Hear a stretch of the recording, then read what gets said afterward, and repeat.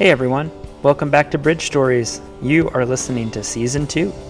If you're new to our podcast, this is our place where we just sit down and give people space and time to tell stories of how they've encountered God and been changed by Him.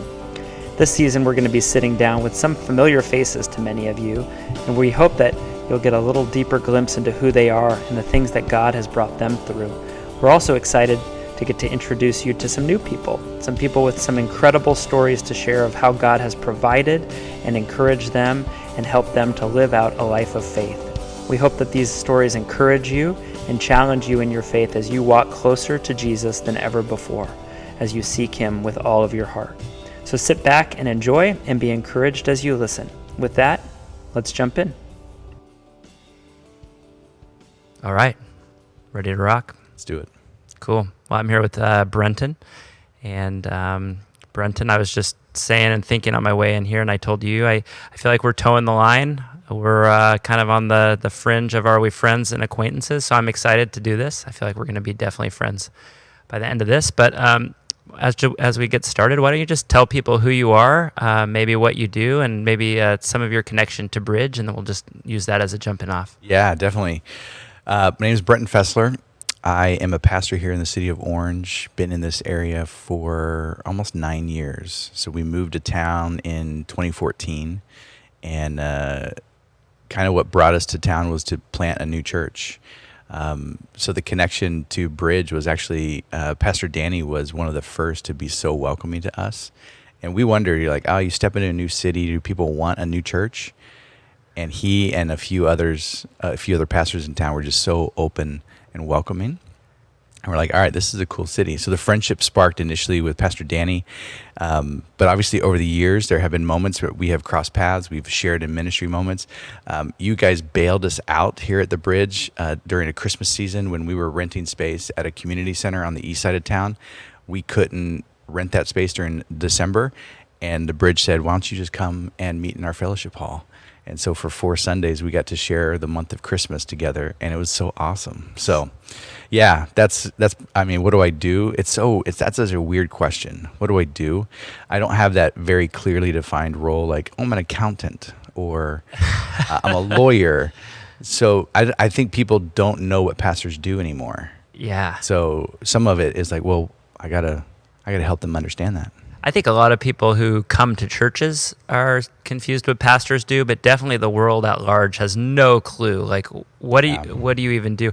I don't know if you've ever got this, but people will hear you out and hear about what you do, and then they'll say something like, "So what do you do for work?" Yeah. Which is kind of a crack up sometimes. But you're talking about being a pastor, but paint a picture a little bit. Like, where did you come from to the point where you're like, I'm a pastor? Maybe not even like a hired person who works at a church, but just in your heart, you knew your calling was, I'm just a pastor at my core. Yeah, no, definitely. Well, I think for me, a lot of it stems from the home of origin that I grew up in. My dad was a pastor, but in a different way. I mean, I wasn't the traditional PK, a pastor's kid, because his ministry environment was in the Navy. He was a Navy chaplain. Oh, cool. 20 plus years.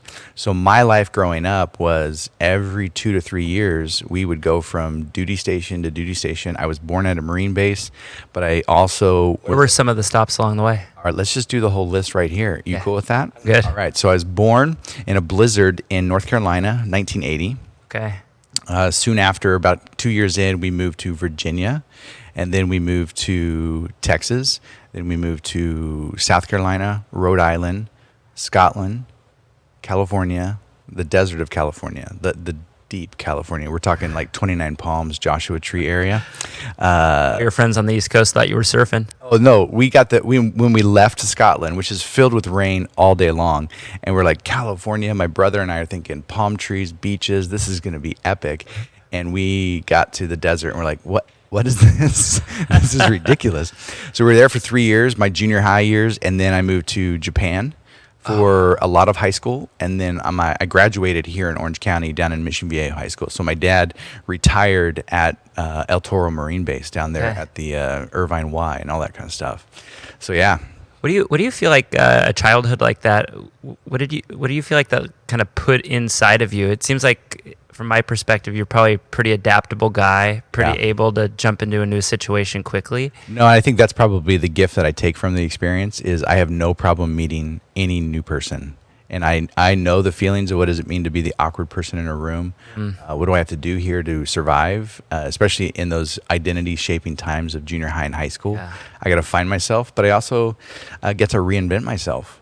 Yeah. So in ways that there were things like, oh, I don't want to do that in the next place that I live. I want to change that part of my character or my personality. So gave me a lot of opportunity to wipe the slate clean and start over. It's not unlike, I would say, those moments when you clean the house and you find the stuff that has been buried for a while. You're like, I think we can just let go of that stuff. Yeah. That's what I got to do every time I moved, because you obviously were literally moving stuff, but I got to clean out the things in my soul, my mind, my body, and just like, I get to start fresh.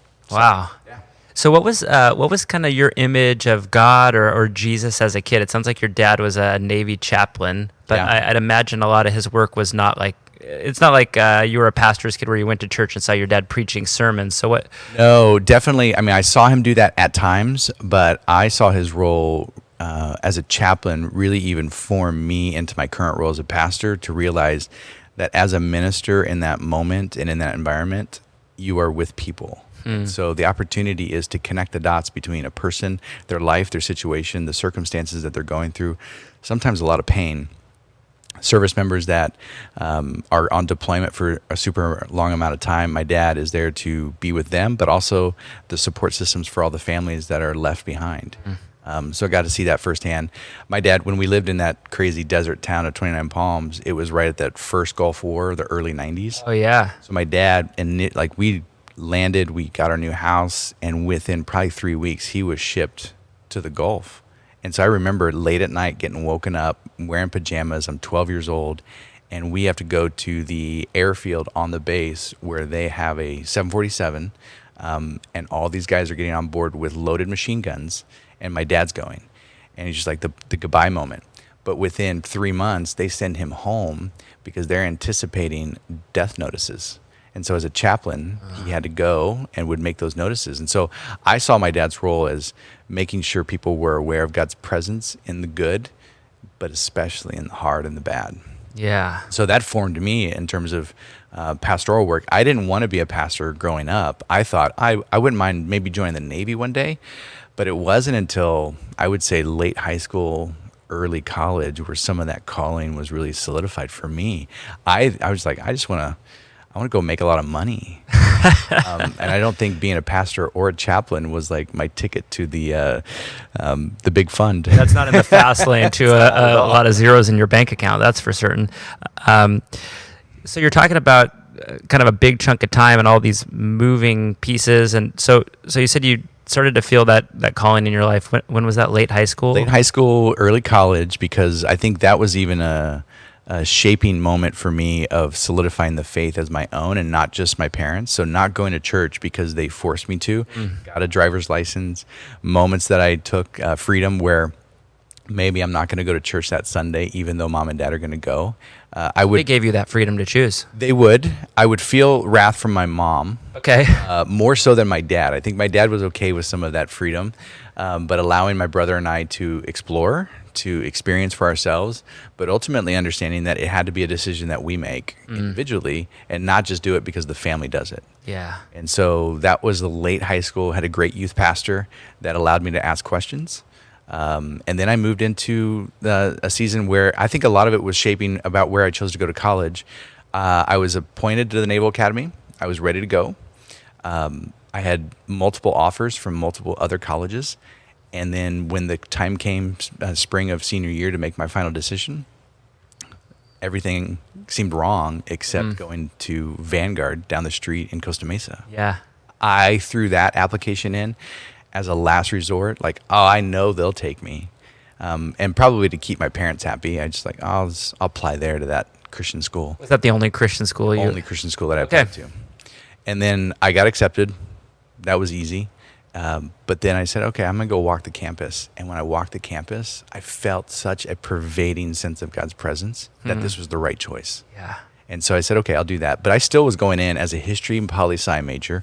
Ministry was not on my target list. You're going to go make that dough. I was going to make the dough. It's going to be, actually, to be real honest, if I can be honest with our listeners today, is I wanted to be president. I was like, history major, maybe I'll become a lawyer. Maybe I'll work for the government. Yeah. But 2024 was going to be my running year because I would be old enough. Oh, boy. Which is next year. So maybe this is my jumping off point to a campaign. So thank you for having me on this show. Want to announce anything right here to right here, as right we now? joke here to our tens and tens of listeners? Yes, if you're out there and you'd like to learn more about how you too can shape America. So this story is got lots of facets to it. One of them is God has a sense of humor because not only are you not running for president, but you're a pastor of a church. Yeah. Which is about as far from organized politics as you can get. Well, hopefully. I mean, I think in our day, sometimes we confuse the two, but definitely trying to navigate those waters. So jumping into college. Wait, I had a question for you, actually, because I know that young people have told me they listen to the podcast and stuff. So I was curious. So you said you were walking Vanguard's campus, and you just had this heavy sense of God's presence. Was that the first time you had felt it like that? Was there other times in your life where you had felt God's presence like that? I think I had felt it at certain moments, things like camps, those kinds of environments and events. But it was tied to probably the biggest decision that I was being forced to make. Yeah. Where do I go to college? And I knew it was a big decision. This wasn't where do I go for lunch? It's where do I spend the next 4 years? And wanting to make sure that I find what God wants for me, right? Yeah. And all of us trying to figure out where is God leading us. Is it a path that he already has? Or am I walking in step with him into the path that he's going to help me carve? Oh, yeah. So, right? Big questions about how does that all work. I probably know more now than I did then, but I didn't want to disappoint God. Yeah. So when I walked that campus, and I walked it alone, I didn't walk with my parents to have them influence me. And I felt even my own walk on that campus that day, I was like, yeah, this is the place. So, yeah. That's cool, man. Especially because I feel like in your teenage way, just walking alone was, whether you're doing it intentionally or not, was giving God space to speak. So often we speak at God and then we go about our lives and we never pause and think, do you want to talk back to me? You want to give me a sense of your presence? Okay, so fast forward, you go in, you're doing political science, history. History, poli-sci, going to be president. Yep. First Christmas vacation. So freshman year. Okay. I come home. Just for context, what year are we talking here? We're talking, this is end of 1998, heading into 1999. Okay. And I was conflicted because what I was studying, even my history classes, which I loved, I felt like I was doing the wrong thing. And I go home and I tell my parents and my dad, who's just been such a classic example of wanting to do side-by-side life with us rather than tell me what to do, just said, hey, how about we take entire Christmas break and just pray?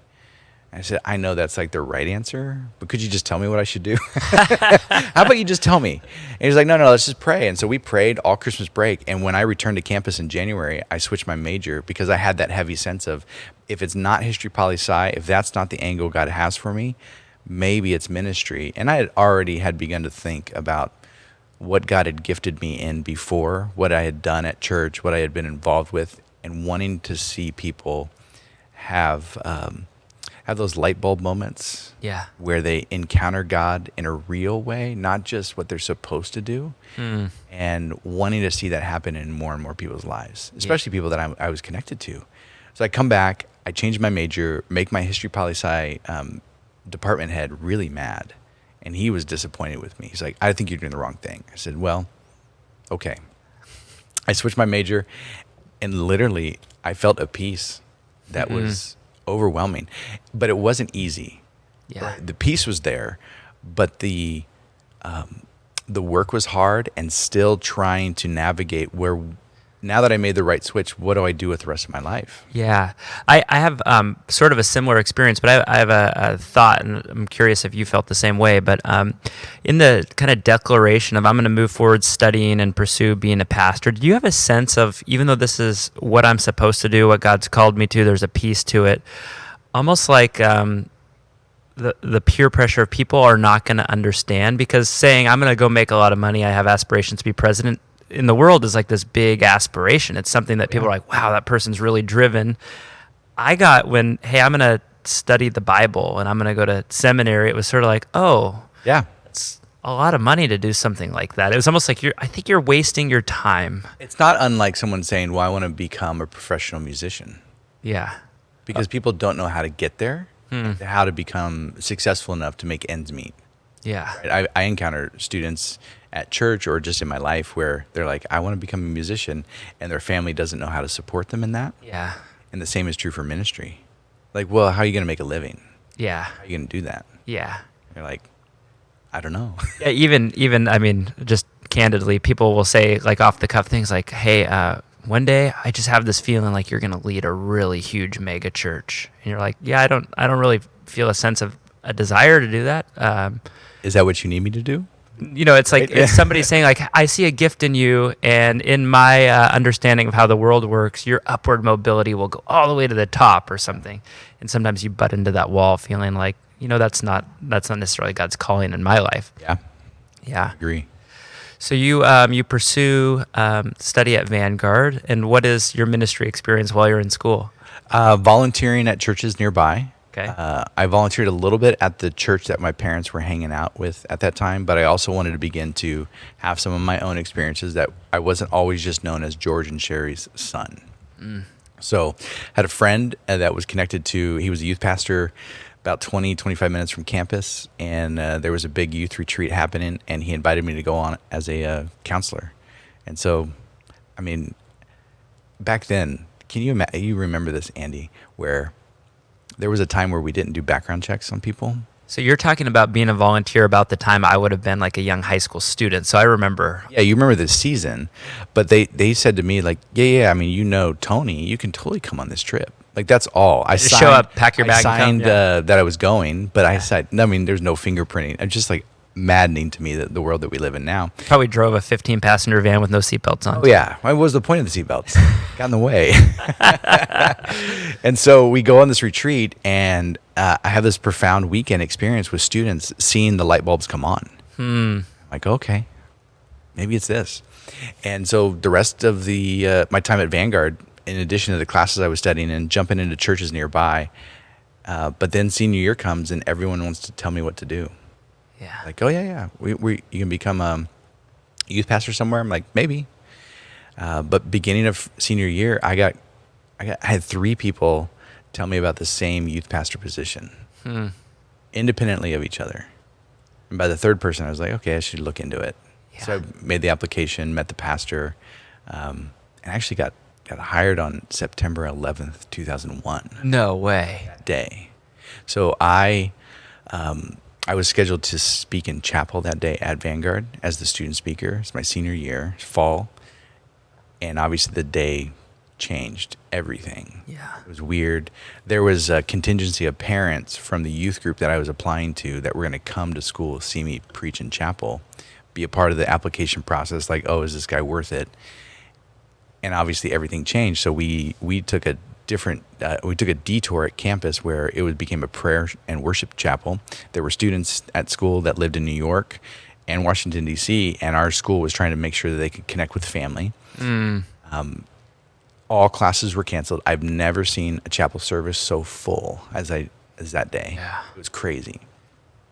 But later that night, I met with the pastor that I was applying to the church at, and they didn't even need to see me speak. I think that the process had been going on. They trusted me enough, and they said, let's jump into it. And so from that day on, I was hired as Where was that? Up in Brea, so not too far away. Oh, awesome. Yeah. So how long were you the youth pastor there? 7 years. Wow. Yeah. I was at the church for 12 total. Okay. So after that, I got to be kind of like a young adult and family pastor. Got to oversee the youth pastors that were hired after me. And still, I mean, that church gave me a chance to do everything. Yeah. Learn everything. Make mistakes, but also make mistakes in an environment where I could get better at them. Yeah. I think that's an element people maybe misunderstand about church. I think that's one of the biggest blessings for me that this place has been is, it's small enough where a lot of times we're all hands on deck, and that forces you to learn things that maybe you're uncomfortable with, or you don't necessarily feel like, man, I don't know if I want to do that. You get just thrust into it and you figure it out. Yeah. Yeah, that's awesome. So I'm curious because so you clearly start this life and now you're a pastor. Like people put that word on your name. Yeah. What is kind of your life behind the scenes like? Are you married at this point? What's going on behind the scenes? So often you see, watch my sermon on YouTube, but you have no idea what family and conflict and drama and blessing and all those things are going on in the background. It's also a season. I got hired pre-Facebook. I mean, pre-MySpace, to be real honest. Yeah. Like if we're going all the way back, there's none of that yet. There's no social media involvement.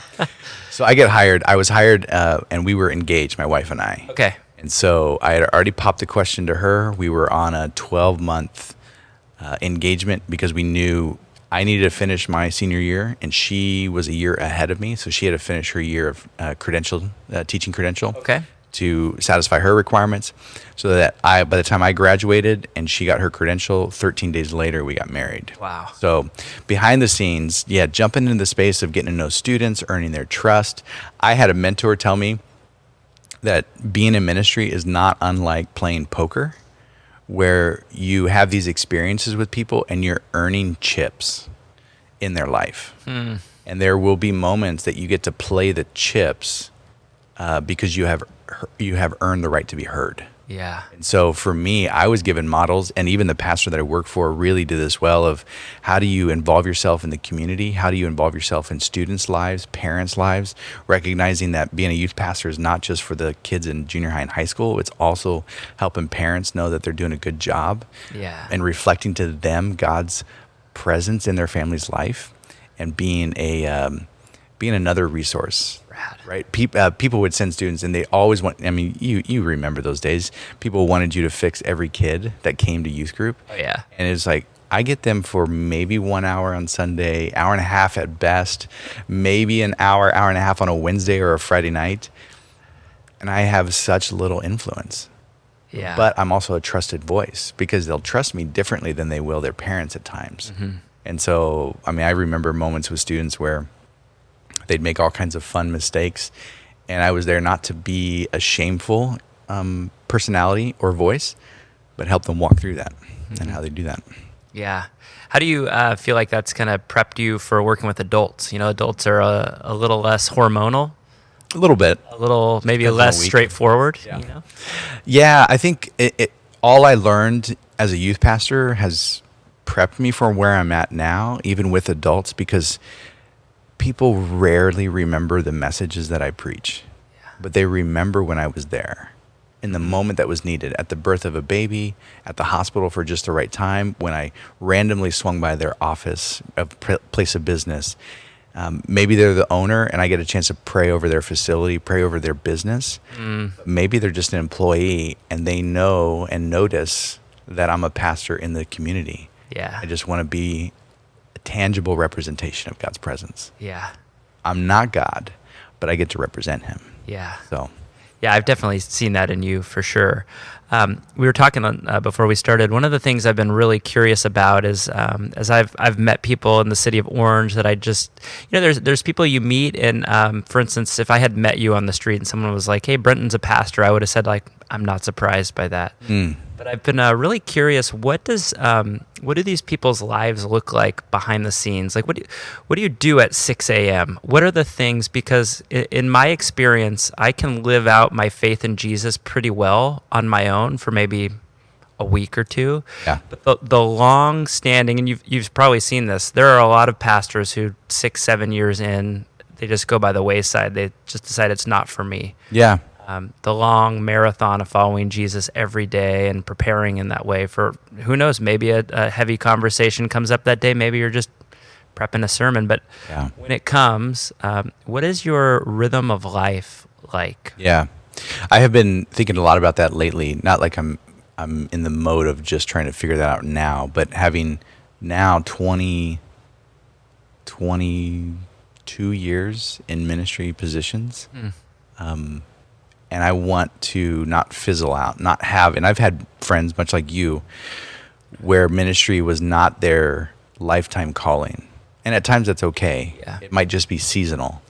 But I really do sense that God has me in it for the long haul. And I mean, I'm captured by Eugene Peterson, who has that phrase on his book, there's a long obedience in the same direction. Yeah. And I want that. How do I do that on a daily basis? I think for me, it was making so many mistakes on the early side of ministry life and pastoring and youth pastoring,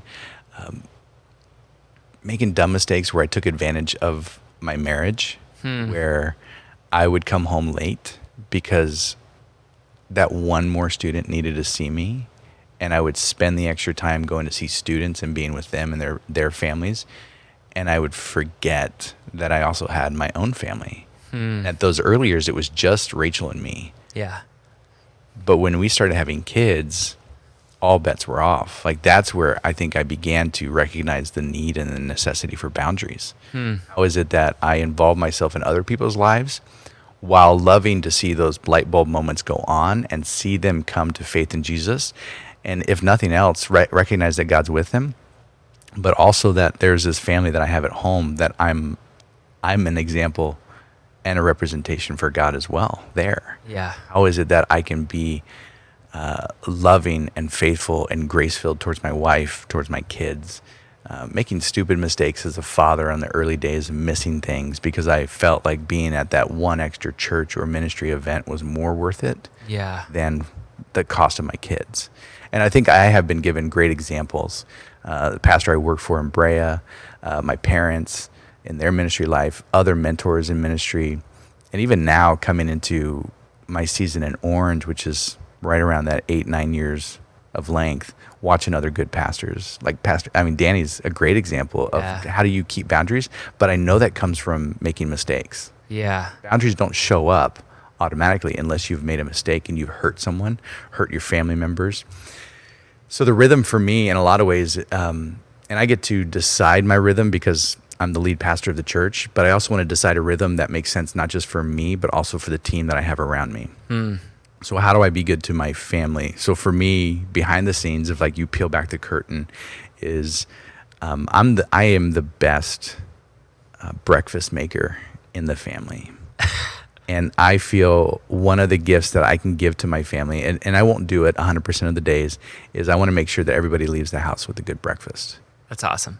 And they all leave at different times. Okay. So my high schoolers now, they have 0 periods. So they're out the door just before 7 a.m. So I'm up, no doubt, like 5:45, 6 a.m., getting myself ready so that I can get them ready, get out the door. My wife is going to leave the house just a few minutes before 8 o'clock. So I want to make sure she's got coffee, she's got her breakfast out. So literally, if I can get everybody out the door by 8, Monday through Friday, that's my gift to my family. Yeah. Start the day. And then I've got to do the behind the scenes of, well, how do I involve myself with my team members that we have at church? Like you and obviously the team here at the Bridge. You don't just do what Danny says. You have this collective understanding of God's positioning you as a team to serve this community. Yeah. And so how do I challenge our team like that? And so a lot of it comes from not a staff meeting, but it comes from my individual conversations with my team members. Having a rhythm every week of making sure that I connect with 1 or 2 team members throughout the week and really am connecting in their lives. How are they doing? I have a lot of 20-somethings on my team. One of them has their 3-year anniversary tomorrow, which I think is just so amazing. And he's like, do you think I can skip staff meeting to celebrate my anniversary? I was going to joke with him and be like, no, you can't. Be at staff meeting. Where's your commitment to Jesus? Right? Because I think there were bad patterns we were given in the past of what ministry was like. Yeah. Like as if you had to sacrifice everything to make Jesus happy. Yeah. And that's not the sacrifice God is looking for. Yeah. At the cost of your family. I mean, I remember my grandfather was a pastor, so I'm 3 generations in as a pastor in the lineage of my own family. And my grandfather would never mow his lawn without wearing the slacks that he wore to church and a buttoned-up shirt, because he never wanted to have the neighbors see that he wasn't always on pastor duty. Oh, yeah. And I'm like, that's not who I am. Yeah. I want the people around me to see that I'm real. So the conversations I have in my cul-de-sac with my neighbors, are different, no doubt, than my grandfather had. Yeah. I want real life to happen. I love what you were saying about breakfast, because I think it's funny. I'm curious to hear when this goes live what people will say, but I think that maybe people have the idea. We were talking, people don't know what a pastor does. Yeah. But when you were saying, like, I wake up early, I wonder how many people were already filling in the story of, like, I bet he wakes up at 5. He's praying. Got his nose in his Bible. I bet he prays. I bet he prays standing so he never falls asleep like me. You know, I pray, unceasingly. Yeah. We have a 10-month-old.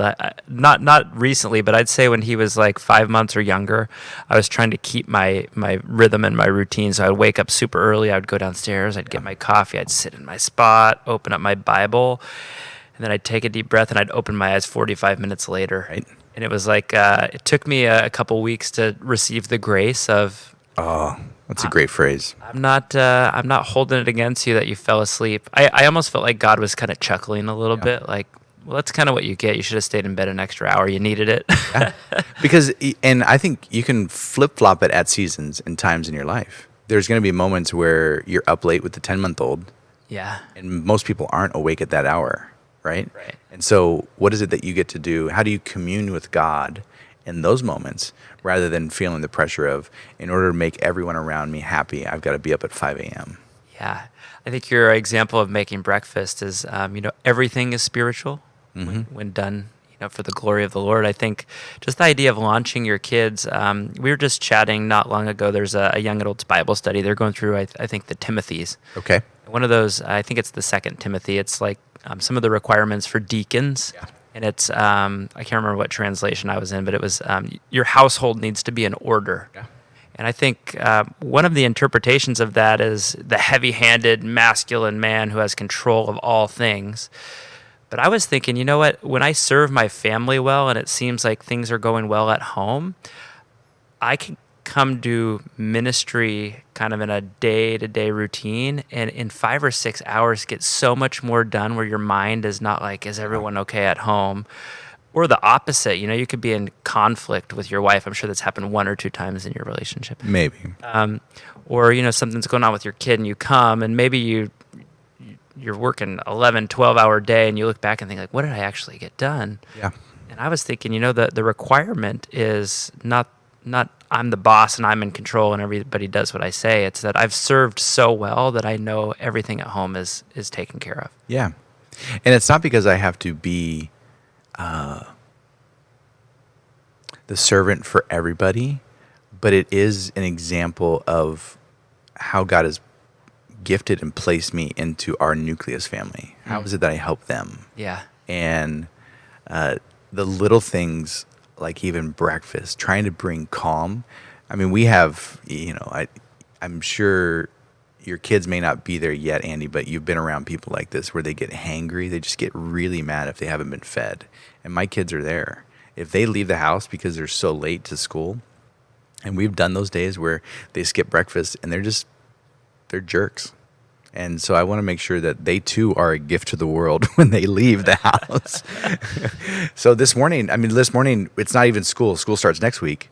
But this morning was high school registration for my 2 oldest. And I wanted to make sure that they got out the door well. So one got a smoothie and one had an egg sandwich. Yeah. So just get out the door and be readily available to receive all that God has for bro, you. you're not even making one big delicious breakfast. You're making individual. I'm a sous chef, or I'm not the line chef. I'm just making. I'm taking orders. Yeah. Oh, dang. So, yeah.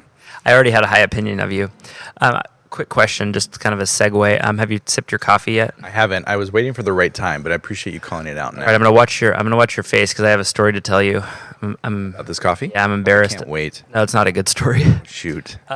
So I realized, we'll do a French press, and then it dawned on me, I don't have any coarse ground coffee for a French press, so I'll go grab some. I was running a little late, and so convenience factor, I just ran into Starbucks. Did you really? I did. You grabbed a bag from Starbucks? No. I said, hey, I'm looking for a bag, and they're like, well, we're like super out of everything. I'm like, do you have something out of the ordinary? They're like, we have this. I think they called it the green apron variety or something. So I'm like, sure, give me that. I didn't realize until you and I walked upstairs, it's decaf.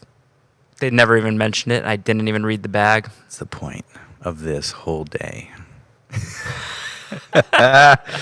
Yeah. I don't think I've had a cup of decaf in probably 10 years, so I'll go cheers first. We'll do our best to make it through this day, decaf or not. So tell me a little bit about your conversations with your cul-de-sac you were talking about.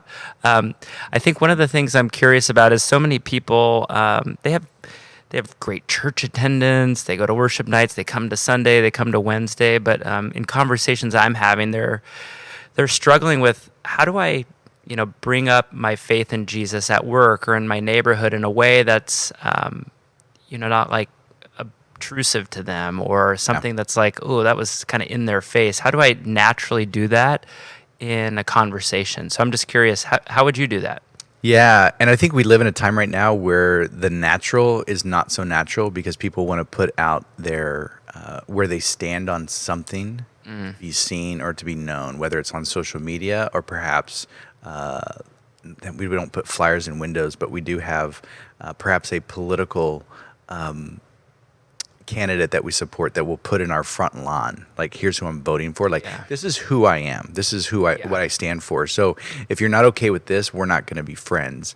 And I think we have lost the art in the world today of actually choosing friendship first before we make judgment calls about where someone stands on an issue, and allowing even the warmth of friendship to have a pervading influence on our thoughts and actions towards that person. So for me, I rarely begin with, hey, I'm a pastor and I'm your neighbor. Can't wait to be friends. Because when I tell people that I'm a pastor, they have some assumptions about what that means.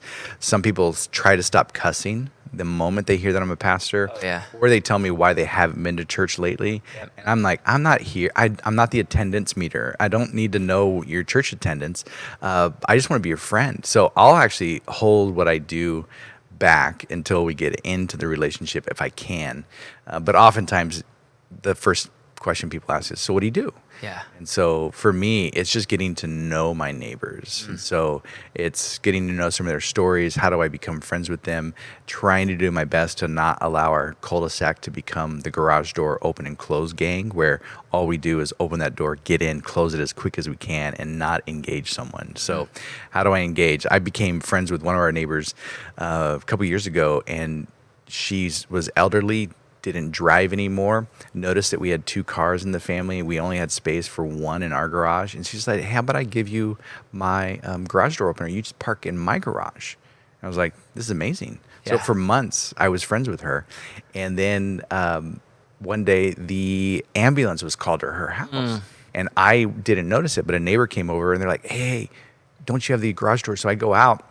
And she had fallen, and the paramedics were there. Her son had arrived, but he forgot his keys to her house. I had the garage door opener, so the friendship factor allowed me to even participate in that moment of her getting the care that she needed because we had this trusted bond of friendship. Like, how many neighbors give you their garage door opener? But it comes with time. My neighbor Tim and I right now are trying to plan a cul-de-sac barbecue so that we just get to meet new neighbors. People have moved in since I've come in, and people have moved out. So who is it on we have probably 8 homes that connect to our cul-de-sac that we know. And so how can we become better friends and neighbors? And I just want to allow that to happen.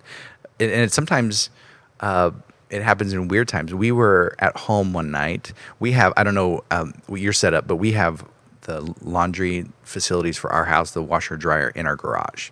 So I often will open the door up when I'm out there doing some of the laundry, just because it gives me a chance that if I see someone passing by, engage them in conversation, right? So I was out there one night doing laundry, and it was late, probably because some kid needed something the next day, and they forgot to tell me before. So I'm like, all right, let's get the laundry done. So I'm up late. Everyone's in bed. My wife's trying to do some work for her classroom that she teaches in. And one of my neighbors came over, and he was definitely inebriated. He had been pre-partying himself. One does. Yes, as they do in garage living. And so he came over, and I could tell, and I knew him enough that I knew that's somewhat of what he likes to do is just, crack open a beer, perhaps a few, and just enjoy his garage time. He noticed my garage door was open, walked over, we engaged conversation for a little bit, and then my wife came into the garage to check on the laundry, how I was doing, because I had not come back inside because I was talking to my neighbor. And he, in the inebriated state that he was in, made an interesting comment towards my wife. Oh. And wasn't hitting on her, but noticed how beautiful she was, which I wasn't offended by, but I'm like, I know she is, but I don't need you saying that. Yeah, yeah. I didn't say that, but I stepped in place. My wife went back inside, and then that evening we just kept talking outside, and whether it was liquid courage in him or not, he began to pour out how his life has fallen apart. His wife had left him, raising 2 boys on his own. One had some severe medical issues that needed attending to on a regular basis, and just the pressure and pain of life. And so rather than getting offended and shutting the door on someone, and I think there are moments that you have to do that, but trying to do my best to realize that I'm not a pastor in that moment, but I am also a neighbor. How do I neighbor people well? Yeah. And how do I involve my life in their life, and be seen as the person that can be trusted? Yeah. I love that. That's awesome. There's a lot of people at Bridge kind of in similar boat as you as far as dad. You said you had 2 teenagers. You have 3 kids, though, right? 3 kids. One's Their age? almost a teenager. So I've got a 17, 14, and in a couple of weeks, will be 13. Yeah. So I'm curious because you were telling me about your mom and dad, and especially towards the end of high school, you had a driver's license and you had some freedom to choose for yourself. I'm sure there are boundaries in your household. True. How have you kind of taken that style of parenting, I guess you could call it, and kind of implemented that with your own kids? How do you model Jesus to them? Yeah, and I think in some ways in a pastor's household, kids can be collateral damage because of what I do. Yeah. And so I want to model for them that my choice to follow Jesus is not because that's where I get my paycheck. Right? I don't just go to church because that's what I'm paid to go do. Yeah. I follow Jesus because that's how he has whispered into my soul, tapped me on the shoulder, and called me into his life, in his kingdom. That's awesome. And so I want my kids to see that. And so they know full well that as pastors' kids, they're going to be seen somewhat differently. But I try to do my best to shield that. And as a church that's only 8+ years old, we have gotten a chance to write the rules on what does it look like to treat pastors' kids, pastors' families. And I'm not the only one on our team that has kids or spouses. So we've got to make sure the rules apply to everybody. Yeah. That they're not required to be at everything. I give them a lot of free passes. Like, hey, if you don't want to be there, we're going to do church every Sunday as a family. That's a non-negotiable. Yeah. But I have let my kids skip from time to time, depending on what the thing is. If it's a sporting event that they're involved in, and I know that's a debate. How do you navigate those waters? Does church win or does sports win? And I think for us, we have said to our kids, hey, if you're on a team that plays regularly on a Sunday, we may not be able to be on that team all the time. Yeah. So we got to make some choices. But if it's a once in a while tournament, like a weekend tournament, we'll allow that to happen occasionally. But we want them to recognize the pattern is there. But I also want them to find joy in being at church. They get to do things that other kids don't get to do. Yeah, totally. Times. So I actually treat them on Sunday mornings. Hey, if you want to go in early with me, because I'll go in earlier than most people do, we got to do some setup. We got to make sure everything's ready for people to come to church. Then we'll always do a special breakfast on the way. I don't cook breakfast at home on Sundays because of what's going on, trying to get the day going.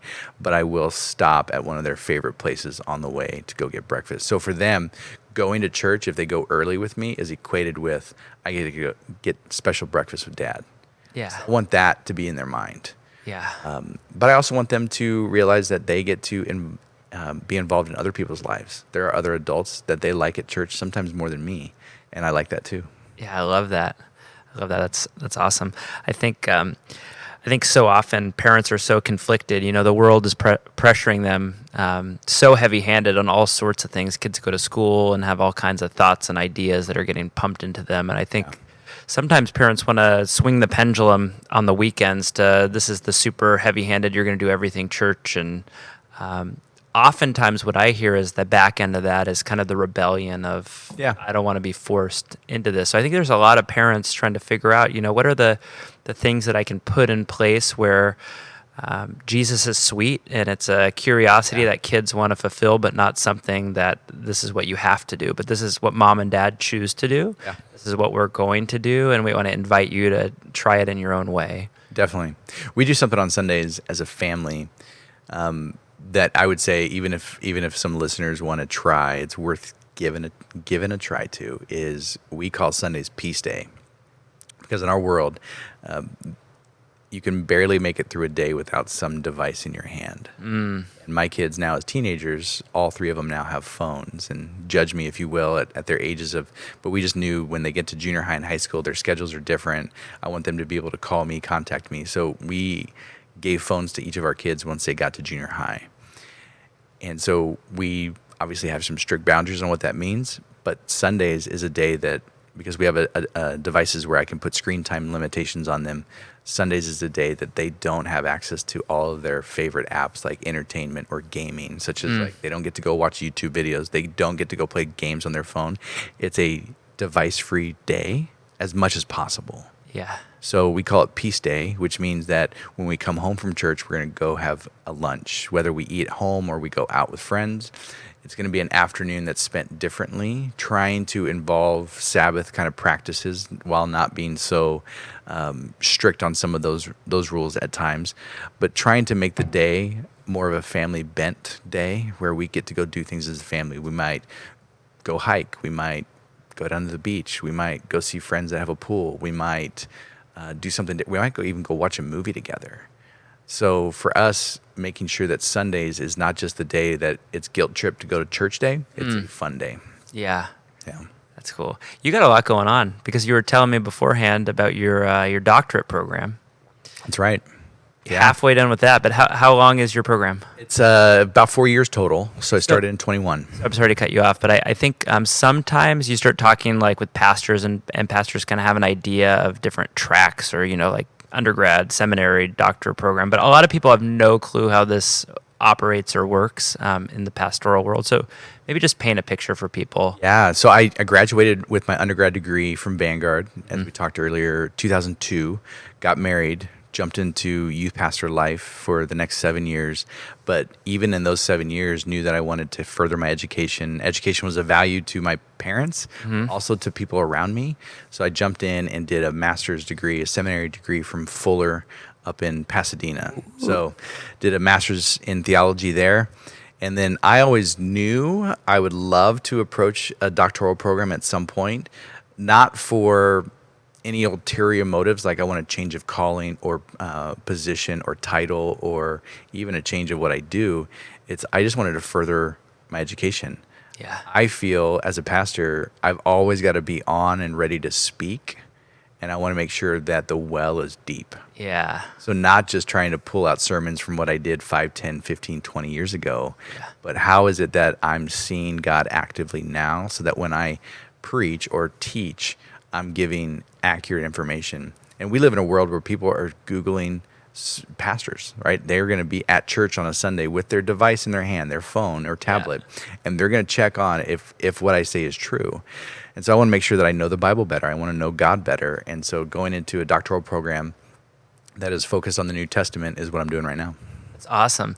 I think so often people think, especially with the degrees and in kind of pastoral circles, you can get in circles where people almost like frown down upon it a little bit. But I love how you spoke about that. It's not about getting the word doctor in front of your name or a pay raise or a different a job or something. It's to prepare yourself. And I think sometimes people maybe in their false humility forget that we really are called to excellence. Yeah. And that excellence, a lot of it is that God's gracious and puts a calling on your life, but a lot of that is the preparation necessary. And I got to imagine the doctoral program is not a quick, easy one. Very true. So you travel a lot for it. Very true. Yeah, the school is outside of Chicago, and it's a cohort model, which I loved. Trying to choose the right program in terms of how do I give myself for a few years into schooling, making sure that it wouldn't disrupt our family too much. I could never go to a residential program. I mean, I would love one day to live in Europe and get a European doctorate degree because that just sounds so exotic and fun. Where you get to live all together and live all together, go have that moment over there. But also, their doctoral programs are like a reader professor environment to where you aren't attending classes as much. You are meeting with your mentor professor. They're giving you things to read, and then you're writing papers based upon that. So it's very, it's not classroom heavy, which I'm like, that's kind of fun. It's a different way to do it.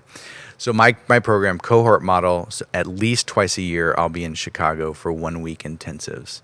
And so typically that happens in the wintertime and summertime. So I had a class earlier this year in January, and then I just had a class a number of weeks ago in June. So what does a class look like? So it's a topic based, and so it depends because it's New Testament focused. The entire degree, every week of intensive is going to be New Testament focused in some way, shape, or form. Last year we spent a lot of time on understanding the environment of Jesus growing up. So he's obviously highly influenced by his Jewish background, but he's very influenced by the Greco-Roman background.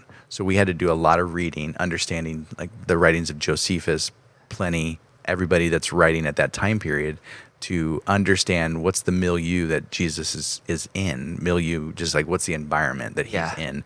So the words that he says, what he does, how is it that he approaches. There are moments for Jesus when he gets away from a crowd, but there's also moments for Jesus when he leaves the epicenter of life at that time of Jerusalem and wants to get back up to the Sea of Galilee, which is some distance away.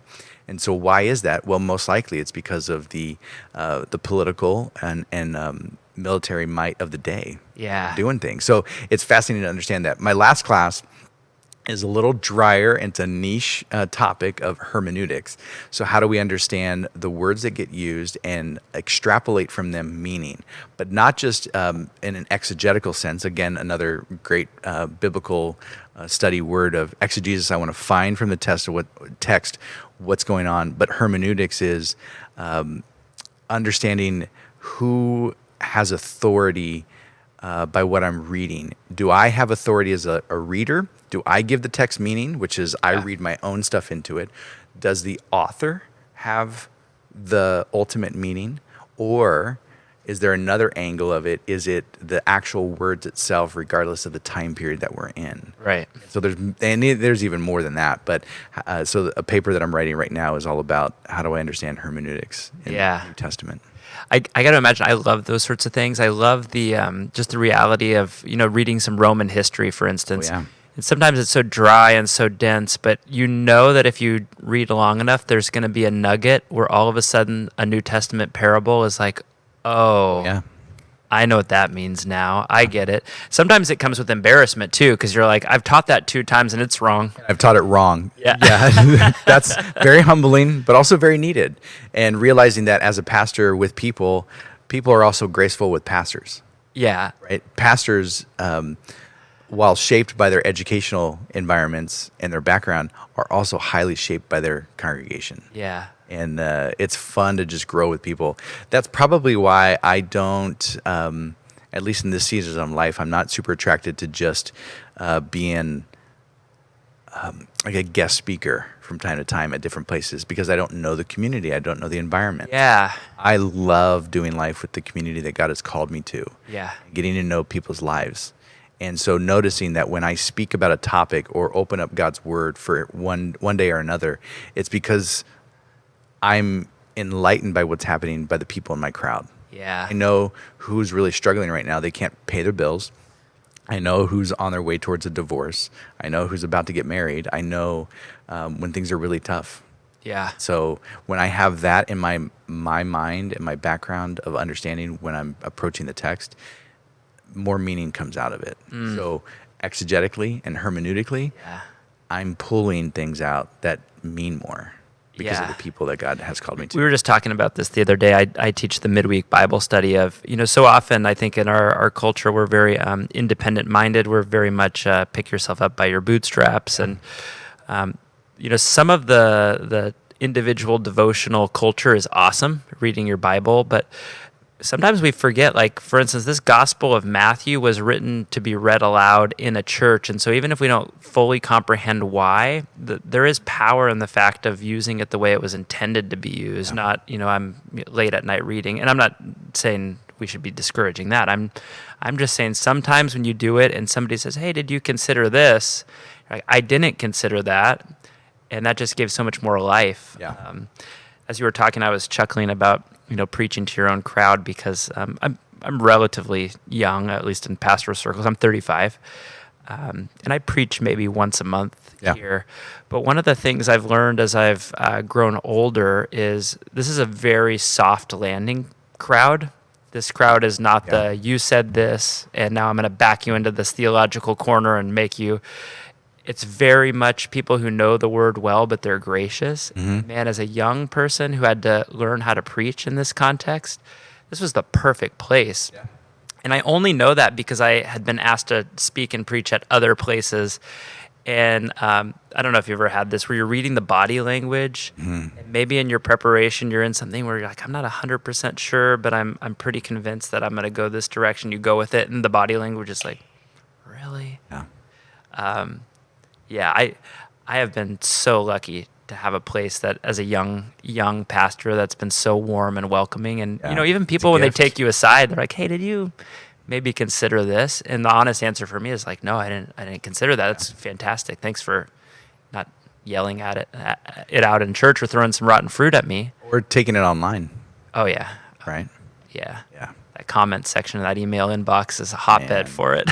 Sometimes. It's so hard. Yeah. Luckily, Danny's taught me how to navigate that too. I totally forgot what I was going to ask you because I had taken a sip of that coffee and was reminded that it sucks. It's not great. No, it's not good at all. It's not good at all. Green Apron, decaf. I don't think any of your listeners should ever give a chance to. No, I have like probably 3/4 of a pound remaining, and I think it's probably going to expire in its bag and then get tossed in the... Yeah, what do you do with grounds you don't want? Do you sprinkle them somewhere? I actually have put them in a mug or a cup and then put like a tea light in them. And allow the aroma. Interesting. Yeah. So put it like in a room in your house and let it smell that way. What is it? I'm losing the word. In the garden when you put all the rotting stuff. Yes, the mulch. Decomposition. Yeah. I know what you're saying. A couple of green thumbs sitting here. I can tell. We're so amazing at this. Yeah. Next up on our gardening news. So just a couple more things that were kind of bouncing around in my mind as you were talking. So it seems like even as we're talking and you're talking about doing your doctoral degree and you're talking about New Testament, I kind of see you spring to life. Mm-hmm. So I'm curious, what are the topics, like maybe they're biblical, maybe they're cultural, maybe they're the collision of the two. What are the things that you're just thinking a lot, reading a lot about that you feel like, man, this culture, we need to speak into this or we need to be prepared for that? Yeah, that's a good question. I think the beauty of the program that I'm in is every class we are allowed to use the papers that we write for those classes to build upon towards our total dissertation. Mm. So I don't have to write something brand new by the time I get to dissertation writing in a couple of years. So my focus that I chose early on was being completely captivated by the power of the voices and the influence of people that Paul trusted with his New Testament letters. Because we know that Paul wrote these letters, but he never delivered them himself. He always sent them with someone. And some of the letters, we have evidence of who they are. Yeah. But I am also very captivated by the fact that many of the deliverers were women. So in our understanding of life and church, how do I see the power of the female voice in communities of faith like churches all around our city and around the world? How do we see the power of those female voices elevated? Because at times they haven't always been. Yeah. So one of my angles is trying to look at the life of Phoebe, who gets mentioned just briefly for 2 verses at the end of Romans in the 16th chapter. But she was required to know everything that Paul was writing in that magnum opus letter of Romans to his friends in Rome. And when she delivered it, she was most likely the one who had to recite it and had to use Greco-Roman theatrics to deliver it, not just like, hey, here's the next letter from Paul. You perform it. And so she would use performative acts towards getting the point across to the listeners in those little home churches around the city. And so no doubt she had to take pause and if you were to do this in a church today, you know the elements of the people in the crowd of perhaps what they're going through, like we talked about earlier. Yeah. So you know where to pause at times. You know where to emphasize things differently because of the audience. So what is it that Phoebe knew going into this? But you look at all the other people that he used at times to make sure that the gospel is communicated. Mm-hmm. A lot of the times it's powerful female voices. It's awesome. How about like a cultural issue? You know, we've been talking a lot about just in our staff culture here. We're just gearing up with a book actually about how to. It's called Winsome Conviction. We're it's not a blatant. Everyone should read this book. It's just let's get common language about. We're entering again another election cycle, and the last couple, I think, if they've taught us anything, it's. There's going to be some heat. Yeah. There's going to be some sharp edges. There's going to be some disagreement. And we can't control that. But how can we disagree well? How can we speak in a way that represents Jesus even when we don't? And a lot of those things I just hear in circles around churches, and I'm sure you do the same. There are a lot of cultural issues. Yeah. A lot of stuff about kids, a lot of those sorts of things. I'm just curious about when you think about pastoring and people who are maybe heated about some of those topics, what is your approach with people about maintaining that Jesus is on the throne of your heart? You're not putting a political candidate on the throne of your heart, but there is a great temptation to do that. Yeah. So I'm just curious what your thoughts are. And some of it comes from being happily introduced to that Greco-Roman background for Jesus when he steps onto the scene, when he's born in Bethlehem, when his life takes shape, when he has his followers for those 3 years of ministry. He is very aware that it's not by political power that the kingdom of God will come.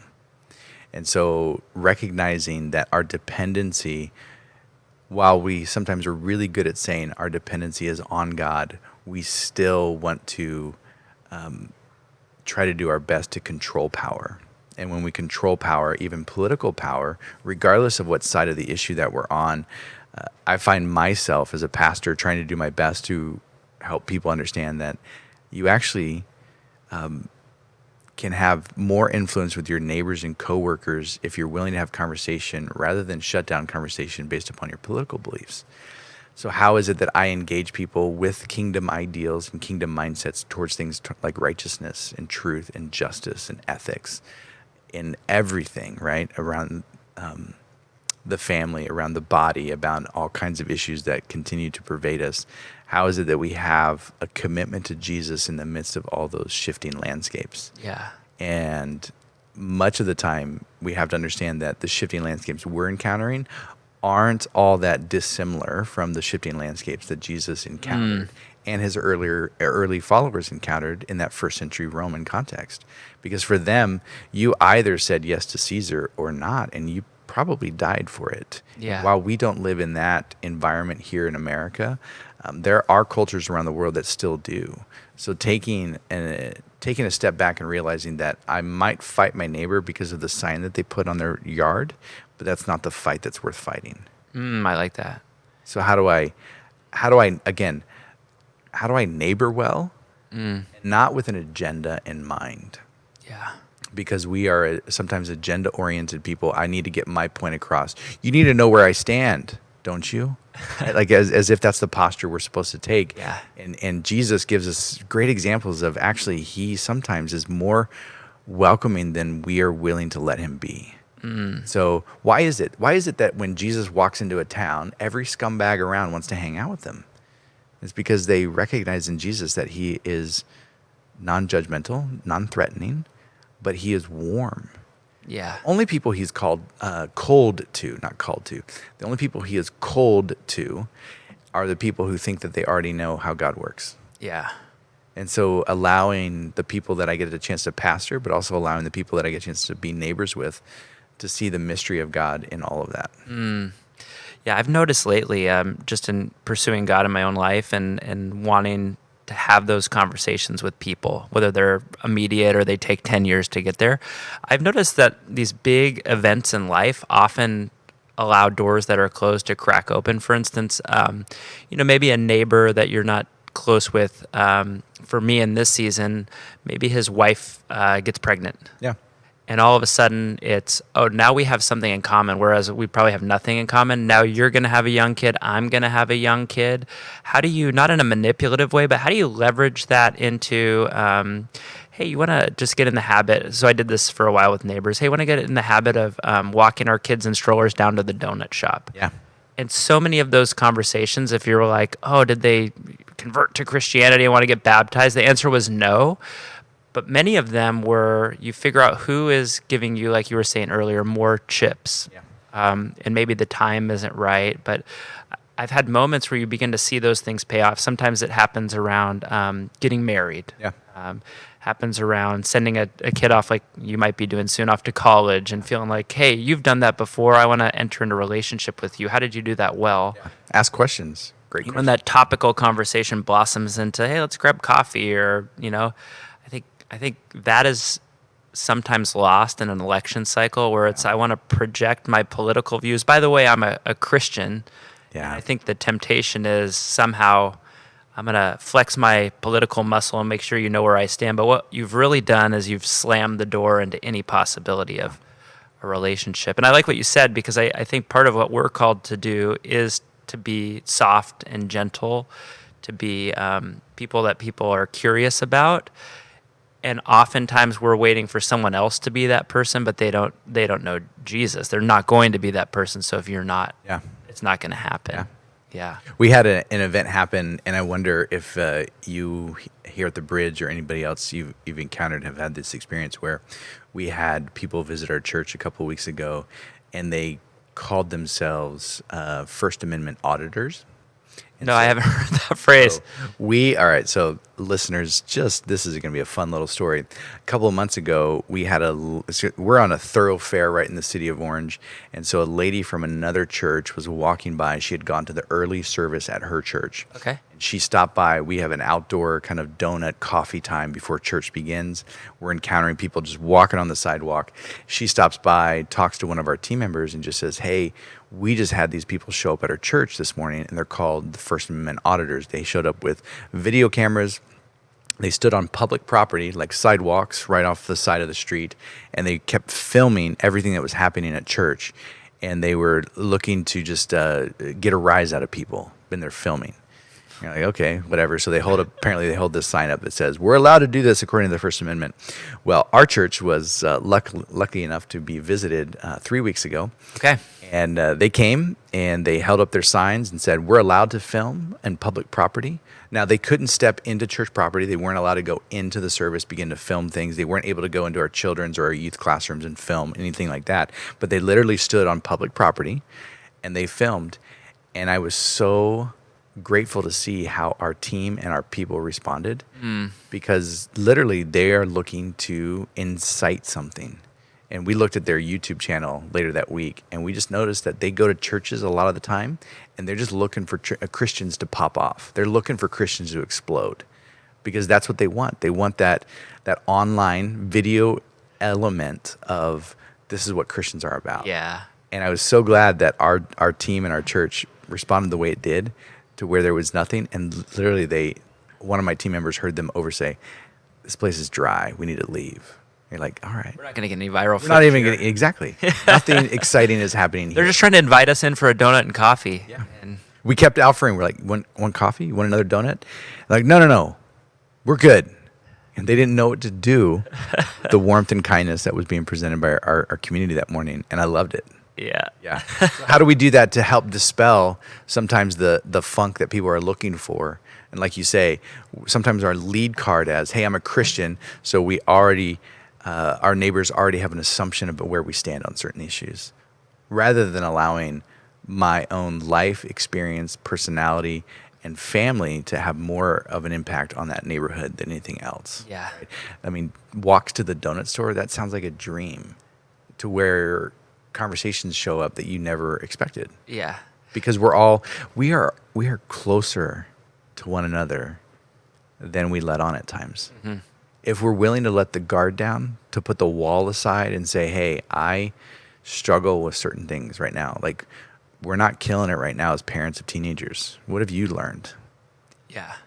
And if I'm willing to recognize that I don't have it all together, and I have some blind spots, and I want to learn, the door is open to friendship and relationship that will one day lead to something.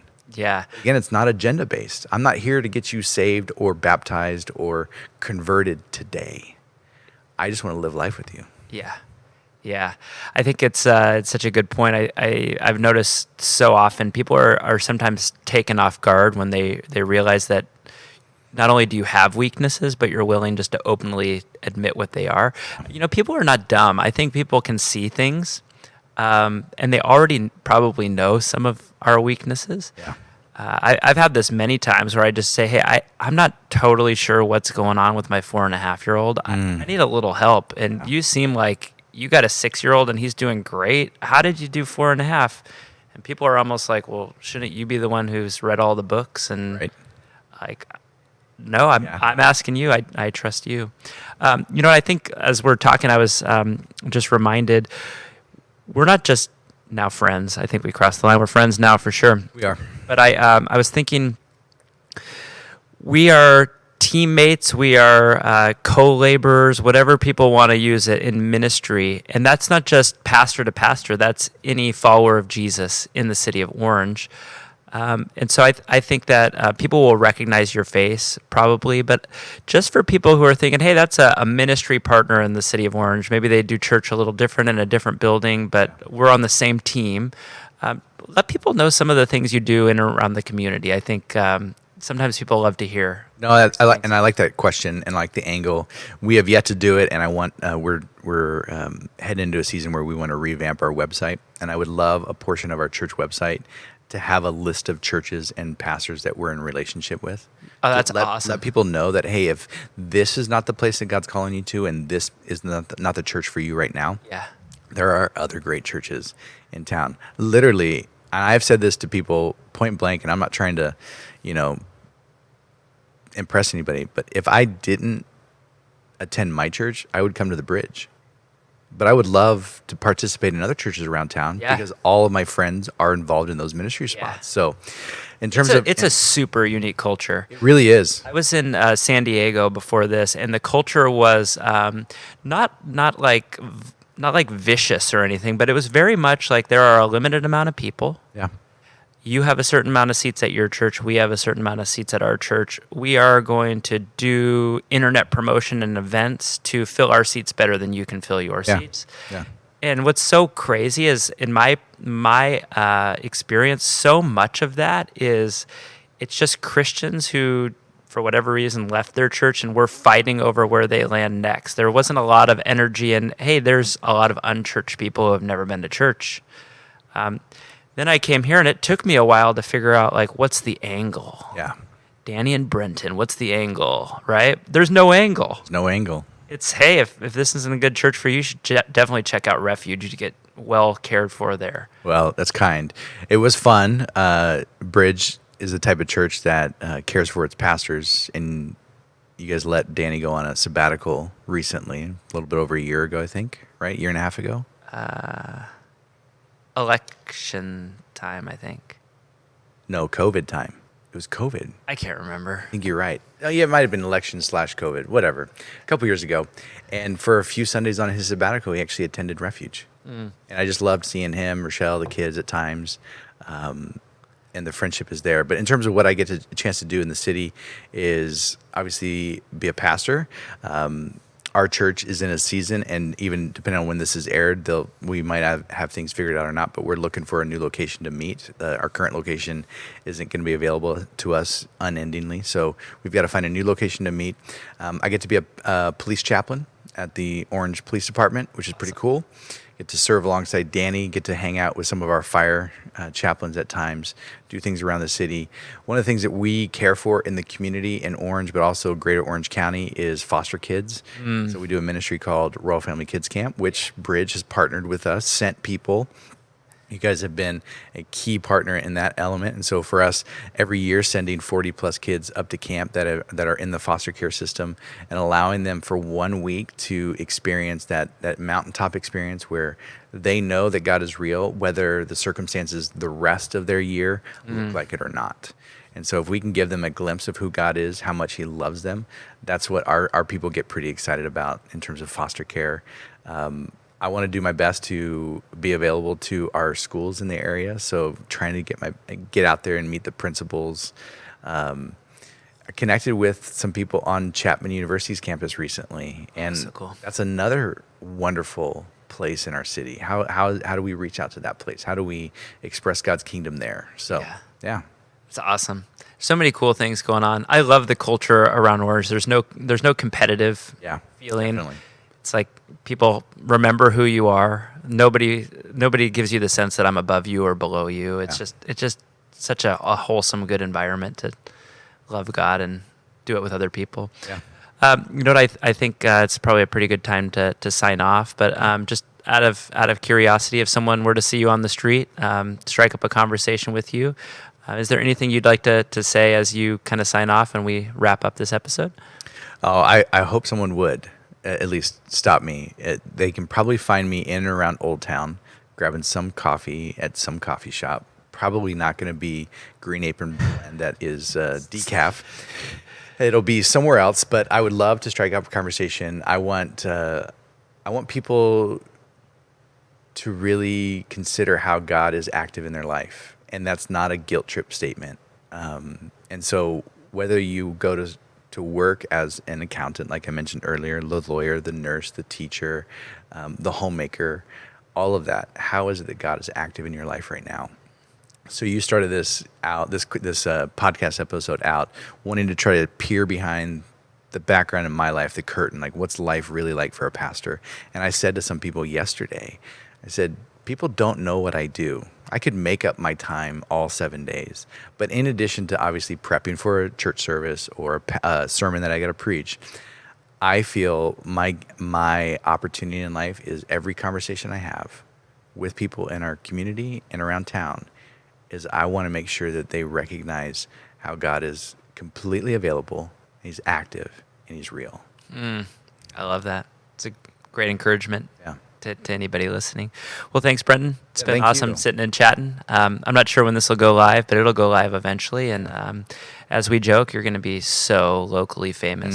I can't wait. Tens of views. Again, autograph signings. Presidential cycle might actually give me a bump in the ratings in the polls. So thank you for allowing me to be on. But thank you, Andy. Thanks for the invitation. This has been a lot of fun. The coffee is terrible, but your friendship is not. All right, well, cut it.